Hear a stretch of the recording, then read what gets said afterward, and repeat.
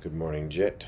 It is about 12:30 at night for you, so hopefully you are asleep, and hopefully you are sleeping well. I'm just popping in. I've got my tea naturally. I have my lotion. I have to. I have to keep looking young. I don't want people to see us out in public and automatically assume that you lost a bet. As expected, I was fielding phone calls this morning. I had four phone calls actually. The first three were just, "How did you fix that thing?" I just said, "Well, it's a machine and not a person," so it was pretty easy to do. The fourth call actually is what made me think. A guy called and said that this particular piece of equipment had been sent out to the ship three times previously, and nobody had ever been able to fix it, and they sent it back in.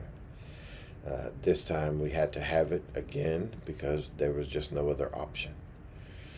And it made me think that I'm glad that nobody told me this yesterday before I came on tower, because if they had, I probably would not have been able to fix it. Imposter syndrome is a very real thing, and I put the blame for mine squarely on the shoulders of my first stepmother. What a horrible, horrible person she was. Um, but she's gone now, and I'm a completely different person now, so we're good. Just doing what I can do to get by. Unfortunately, now, yeah, everybody thinks that I can fix anything, and trust me, I cannot fix everything. All I can do is do my best. But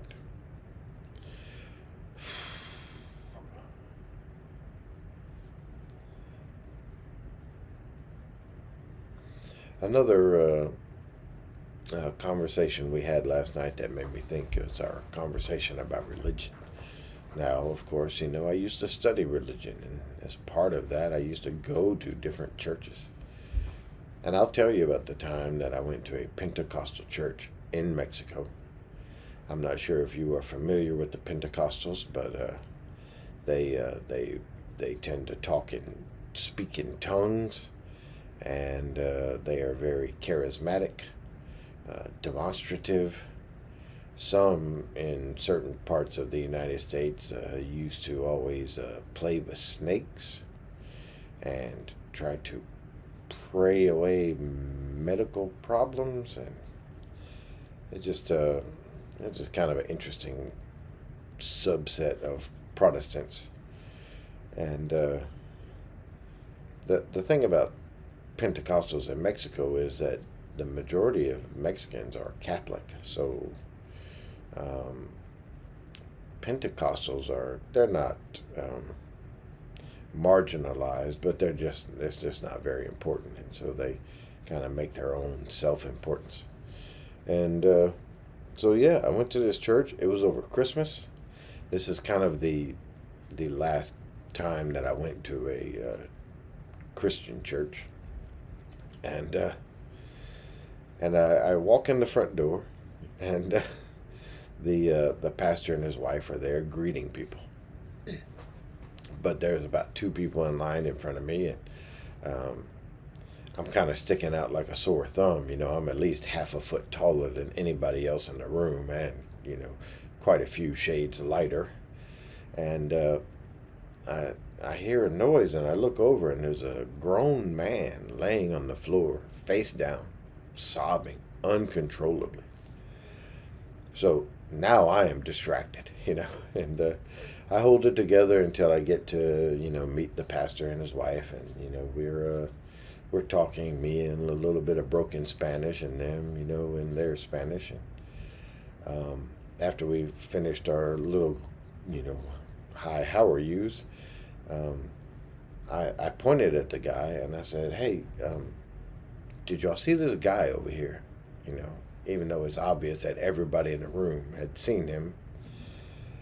And the pastor's wife, this is starting to get a little surreal now. And the pastor's wife, then she looks over at him and she says, "Oh, yes." And I thought, okay, this is kind of strange, but I can work with this. And she promptly walks the other way.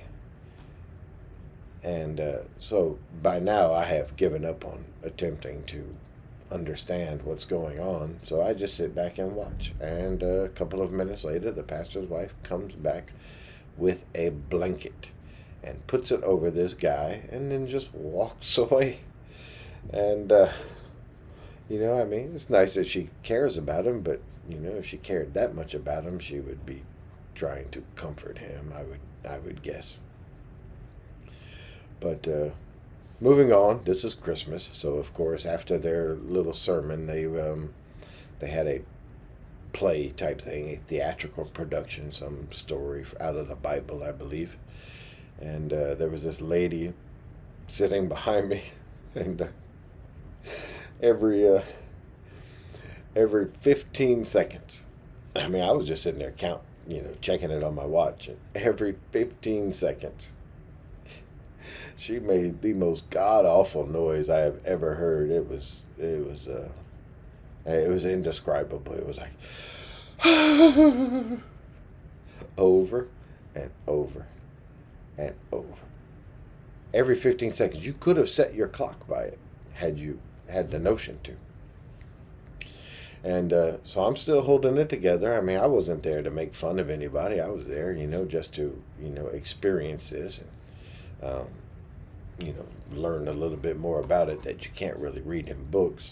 I had been to Pentecostal churches and the offshoot of Pentecostals in America called the Assembly of God, but I had never been to a Pentecostal church in Mexico. And so then the little theatrical production, it finished, and everybody is kind of pairing off and praying with each other. And one guy who, come to think about it now, looked kind of like Manny Pacquiao. He comes and he stands beside me and says, "Hey, would you like to pray with me?" And I was like, sure, let's go, That's what I'm here for, And it started off normal enough, he had his hand on my shoulder, and he started praying, praying up a storm, And my Spanish at this time wasn't exactly perfect, And I was having trouble figuring out when they were speaking Spanish and when they were speaking in tongues. But this guy was going 90 miles an hour. There was no way I was going to catch up. I caught words here and there, Diablo, Dios, and just Jesus. And he kept going. And as he kept going, his hand started to move. And his hand started moving up the back of my neck. And that's a sensitive spot for me, and so I'm starting to get a little kind of chills, and his hand keeps going up, and it doesn't stop, and finally his hand is like right here on the front of my head, and he's still praying, and I'm still holding it together. I'm probably a little embarrassed at this point, but he's got his eyes closed. He can't see me. And then I guess his prayer started to come to a climax, because he started tightening his grip. and all I could think about was professional wrestling that I used to watch when I was a kid and young and dumb. And there was this one guy, his name was Kerry Von Erich, and that was his signature move. He'd grip you on the head or your stomach, but it was mainly the head. And it was called the Iron Claw. And this guy is giving me an Iron Claw in the middle of this church in northern Mexico on Christmas Eve. And this went on for a little bit, and finally he was finished. And I was like, "Whew, thank God." And he went on about his business, and everybody's talking, hey, how you doing? Hey, what are you here for? And of course, all I'm thinking is, man, I sure want some tacos, and but instead, all I have is a headache, and I don't think I'm ever going to go back to a Mexican Pentecostal church. Maybe I will go to a Mexican Catholic church at some point in the future if I find myself in Mexico. I like the Catholic Church, whatever they call them, sermons, I guess, if you will. It's kind of occultish. You've got a guy. He's speaking Latin. He's sprinkling magic water on you. He's got a censer with smoke coming out, and people are standing up. They're sitting down. They're kneeling down. They're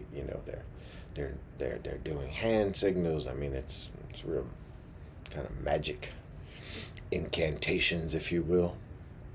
And I like the circular nature of Catholicism. How you live your life. You come back to confession, and you start over. It's a circle. It's cyclical, as opposed to the Protestants who, not only do they split off into separate sects at the drop of a hat, but theirs is more of a straight line from birth, with this whole idea of predestination moving on up until you die, and apparently God already knows if you're going to go to heaven or not before you're even born, and so he lets you know that you are one of the chosen by bestowing upon you gifts in this life, which of course turns into a very strong work ethic, which Max Weber called the Protestant work ethic, and it's just a bunch of nonsense. But what can you do? People are going to choose to believe what they choose to believe. All I know is that when I was at the Mexican Pentecostal church, I had a mental black trash bag that I was just filling up with material to talk about later. And by the time I left, that trash bag was completely full. And yeah, that's it. That was my last visit to a church, I think, or at least a church in a foreign country. All the time I spent in the Middle East, I wasn't even allowed to go in one of their churches, so I didn't even try. I did enjoy hearing the prayers at 4:30 in the morning. That was always nice. What was not nice was getting on a rickety old helicopter and them playing the prayer, traveler's prayer, I think they call it, at a very high volume on your way out to work. So, oh well.